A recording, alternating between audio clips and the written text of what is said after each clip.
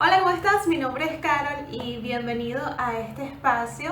En esta oportunidad quise hacer la reseña del libro Abaddon, el exterminador, escrito por Ernesto Sábato.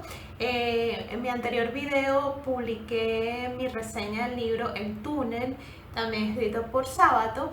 Y bueno, yo pude leer parte del legado de Sábato, por eso quise hacer esta serie de videos para honrar parte del contenido de este gran escritor.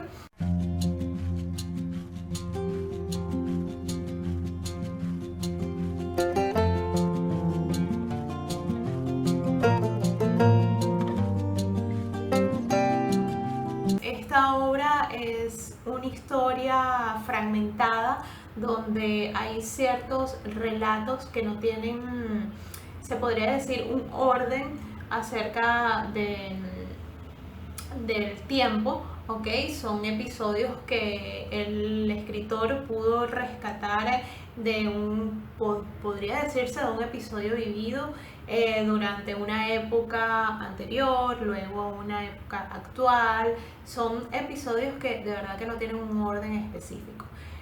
Con respecto a los personajes, hay muchos personajes en esta obra, pero el que más hay que destacar es el personaje protagónico y a la vez narrador, el cual es Ernesto Sábato, que él se incluye como protagonista de su obra ficcional, ¿ok? Perdón. En esta obra observamos a un Sábato bastante complejo, se podría decir, porque hay una carga bastante emocional en su obra. Vemos a un personaje protagónico donde se puede destacar la nostalgia que vive en su época.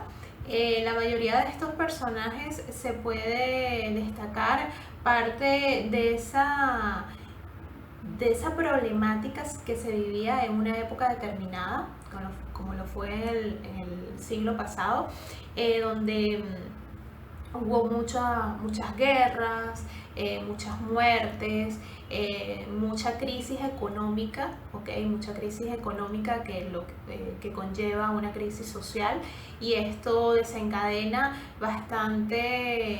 eh, bastante carga emocional con el sujeto, ¿ok?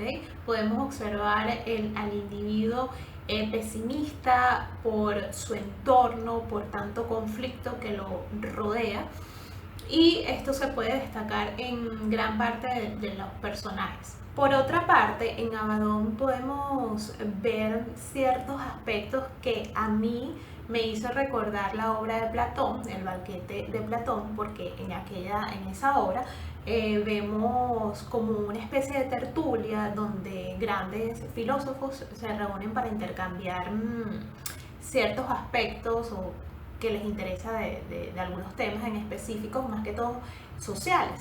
Con respecto a Abaddon, a mí me pareció algo semejante porque hay varios episodios donde ciertos personajes, incluyendo a Sábato, se reúnen en ciertas tertulias para intercambiar pensamientos. Allí se pueden destacar temas religiosos, temas sociales.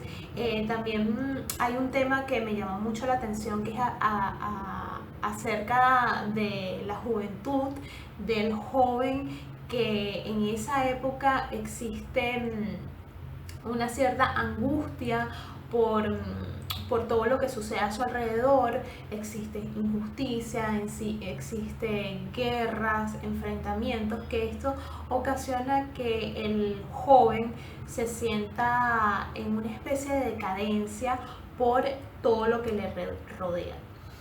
En esta obra también se destaca el tema del existencialismo, que hay que, como lo dije en el anterior video, hay que estudiar bastante este aspecto porque hay bastante contenido existencial en cada uno de los fragmentos de esta obra que el lector tiene que tener noción para poder entender parte del contenido.